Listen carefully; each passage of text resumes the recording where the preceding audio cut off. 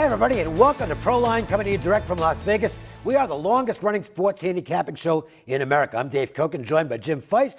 We're going to take a look at Week 3 of the NFL, including the Seahawks, Titans, plus the Raiders and Redskins, and we'll have some Vegas sports betting tips to get you ready for another winning weekend. First, Jim, 2-0 with the NFL high roller releases for you in Week 1, and then a perfect 2-0 in Week 2 with an easy under winner on the 49ers, Seahawks, and the Broncos annihilating the Cowboys. I've got a Vegas Sports Masters football special. 4 days of plays for just $29, including my first college football game of the year release. That play alone is $99 online at Vegas Sports Masters. Play through the entire weekend with me. Just call Vegas Sports Masters at 855-546-9467. That's 855-JIM-WINS. And my plays are online daily at Vegas Sports Masters as well. I've been telling you about these college football high-end under-the-hat releases for 3 weeks now. Week 1, Notre Dame, 49-16 blowout at Temple. Week 2, Minnesota, underdog that destroys Oregon State, 48-14. Last week, underdog North Texas. They actually were winning the game for a good portion, covered as a big dog at Iowa. That's a perfect 3-0 in these featured plays. If you haven't taken advantage, this will be your last chance. I've got 3 Saturday college football under-the-hat plays, a triple header, I call it a trifecta, a 3-pack for $50 at Vegas Sports Masters.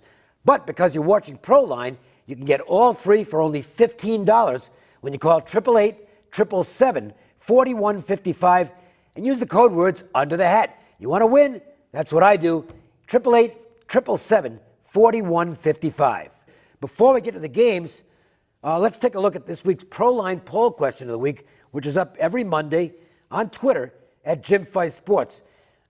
We left the Browns and Rams off because, I don't know, you just get sick of beating up the same organizations all the time. So we limited this to 4 other teams. What is the crummiest managed NFL team? The Jets, also known as the Green Slime, the Colts, the Chargers, or the 49ers? I think we could add at other teams. Oh, we could add a few more teams. Yeah, that's one of the problems. We're kind of throwing the NFL under the bus here. 18% of you picked the Chargers, 18% the 49ers, 25% said the Jets, and 39% dumped on the Colts. Ooh, that's I'd be torn between the Jets and Colts. The Jets have been screwing up for longer, so I guess in terms of duration, I would go Jets. But the Colts, Jim Irsay's, he's a little bit of a whack job, I think. Well, that's obvious. I mean, you can tell by some of the things that we've read about him going over. I mean, half the league. I mean, you could go to the Jaguars. You could throw them in there. There's so many teams in the NFL. I don't think the Chargers. Well, yeah, they are. I mean, they should have just said, well, fine. I mean, they're playing in a soccer stadium in L.A. Not good. Well, but the Chargers, a lot of the Chargers' problems have been ownership, just on the field screw-ups. I think their ownership has been a problem. I mean, if you go back, I like the answers. I think you could have gone a couple different directions with that, but I want to thank everybody for participating in it because it makes it an interesting conversation. But if you want to talk about bad managed teams, and I know we didn't want to talk about the Browns, but let's look at the Chargers. When you go back a few years, and you can name the players, probably be a better memory for the players than I do, but they had Marty Schottenheimer. 14-2. And they fired him. Yeah, that was brilliant. And look at the team they had at the time. The players that on that team, I mean, they had LT.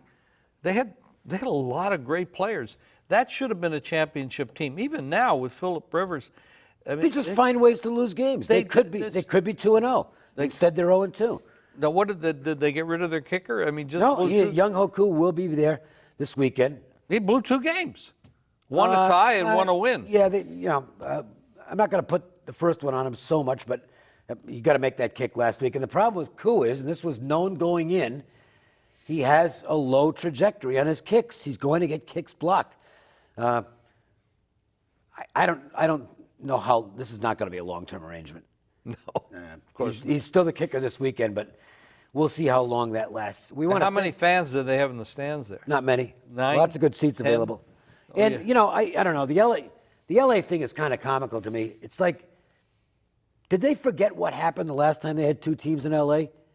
Oh, it was a disaster. It was terrible. Yeah. Why is it going to be any different this time? The ownership of the Chargers couldn't get it together with San Diego, so Chargers they moved need to be them. in San Diego. Yeah, They need to be in They- San Diego. They do. Meanwhile, the one franchise that's in San Diego will tip our cap to Rocky Long, Bobby Houck, and the San Diego State Aztecs, who actually, if it was the Pac-13, they'd be 2-0 and in first place because they've beaten two Pac-10 teams in a row. All right, we want to thank everyone for participating in this week's poll question. Check out Twitter. My handle there is @DaveKoken, which is my name, so it's kind of works pretty well that way. And you can see my daily comments and occasional rants about sports in the Vegas sports wagering scene. And you can participate every day with me on Twitter, Facebook, Instagram, or YouTube. Okay, when we come back, we'll be taking a look at a pair of Week 3 showdowns, the Seahawks Titans and the Raiders taking on the Redskins. Okay, welcome back to Proline. Week 3, Sunday, finds the Seahawks taking a long trip to Tennessee. Jim, Seattle was very fortunate to get a victory last week. They should be 0-2 right now. And the 49ers just catch the football.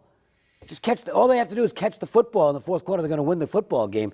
But they couldn't do it. That's why they're the 49ers. But the Seattle offensive line, it is not good. Tennessee, meanwhile, rough week 1. They weren't very sharp. A lot better in week 2. A good performance against the Jaguars. And a lot of people are high on this Titans team. Oh, a lot of people are high on the Titan team. And I am too, because I actually picked them to win. I have an division. overbet on them for the season. But, the first week they didn't look very good, but that was against Oakland. But still, they do let you down from time to time. Seattle's offensive line it's absolutely pathetic. I'm not sure about this, but I'll say it. This is what I hear. I hear that it's the lowest paid offensive line in football. Now, when they lost their left tackle in the preseason, That was a big injury. Fant, that was a big loss. It's always tough to lose if you have a right-handed quarterback and you lose the left tackle, you're killing his blind side. And it's hard to replace that. We see it all the time. These quarterbacks are under duress. I wrote an article about it, the old school versus new school type of football. Offensive line is probably the most important unit on the football field.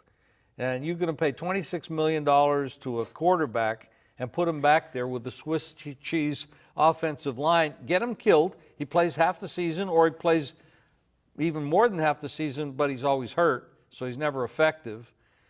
He can't have enough time to find his receivers. Did you see the play they scored the one touchdown on last week? That was a phenomenal play by Wilson. Well, absolutely phenomenal. He's a phenomenal player. I mean, I don't know if he's the best in the league, but he's definitely the best in the league under duress. But I mean, my God, what this guy does, he's well worth the money they pay him, but they have to put guys in front of him. Now, here's the thing. The collective bargaining agreement and the rookie contracts, I don't know if all of you understand this, but a rookie quarterback comes in like Dak Prescott. They're paying him $500,000, $600,000 a year. Wilson was making $500,000, $600,000 a year. When he got to year 4, he went to $27 million or something like that. It's a nice raise. Yeah, I'm waiting for mine, but I don't think you or I are going to get one. $27 million? No, that's not going to happen. I'm Lifetime, maybe? Confident in saying that I'm not going to get a $27 million annual contract. What happens when they pay him all that money? He buys nicer stuff. But what happens to the rest of the team? Well, with the salary. But here's the thing on the Seahawks. This sounds like a familiar refrain because we've said this each of the last 3 years, basically. Coming out of the gate, the team has struggled. But Carroll's an excellent coach, and eventually they start to put things together. And I think that's going to be the same story this year. It might take a while, but Seattle will eventually put things together. And the beauty for them is what else is in their division? San Francisco, which is terrible. Arizona, which is now terrible. The Rams, they aren't any good. I don't see any reason for Seattle fans to be particularly worried. They're going to win this division anyway. Unless they get him hurt. Well, yeah, yes. Obviously, an injury can't handicap that. Yeah. But they will eventually put together a workmanlike offensive line. It might not be a great line, but they're a well-coached team. It's a very good organization. And, I'm just not going to press any panic buttons because they've looked awful the first 2 weeks. You go back to the past few years, this is basically the third straight years they've looked awful out of the gate. And it's like, oh boy, that's it for the Seahawks. Their window's closing. No, it's not. However, they're fortunate they don't have much competition in the division. oh yeah, absolutely. But that's part of it. And knowing that going in allows them to kind of bide their time as far as certain things go. However, they're not ready yet to start playing Seahawks caliber football. No, they're not. And this could be a tough trip for them to Tennessee. Oh, it definitely will be. It definitely will be because Tennessee is solid. This is how you build a football team. Solid running game, solid offensive line, mobile quarterback, and have receivers that can catch the damn football because there's so many guys in the league that get a lot of money to play wide receiver and they just don't catch anything. And how about Henry, who's really, DeMarco Murray's been banged up. Henry might be taking that job away from him at running back. He was fantastic last week. I know, it was like I had like 90 yards, so it wasn't like one of those things where it gets your attention with this spectacular amount of yardage. But he was extremely effective at running back. Derrick Henry's a good football player. And, if Mariota avoids mistakes of what is still inexperience, they're a damn good football team. Yeah, they are. They are. All right. Now, they did play Jacksonville, and Jacksonville is a dumpster fire. I mean, they every other game or every third game, they decide to play a little bit. But when they opened the season against Houston, and they sacked the quarterback 10 times in that one game, which is absolutely remarkable. They had a great game. They had a great game. Tom Savage was the quarterback in the first half, and Watson was quarterback in the second half. Coaching decisions. But that team was under duress, too, because they went through the floods and all that stuff and the hurricane. And they were disrupted. Their practice time was disrupted, et cetera, et cetera. So I don't know how much you put on that because a lot of lines are made by power ratings, and I don't know how much you can adjust off that kind of stuff. Houston came the next week, and they go to Cincinnati, which is another dumpster fire. They're a train wreck. So, I mean, they could have been in our poll question here. And they're a train wreck for sure. I mean, they've scored 4.5 points a game, 0 and 9 in 2 games. So it's absolutely incredible. It's when you don't get enough practice time in the preseason. They play 4 games. They get some practice time, but a lot of times they can't wear pads. There's not enough hitting. They are not in shape physically. They're not. They get into the first real game and they're playing 70 plays. One team played 18 plays. The offense played 18 plays the entire preseason. And then they play 70 in the one game, the first game. They're not ready. They're not ready. No, well, it's on the teams to figure that out.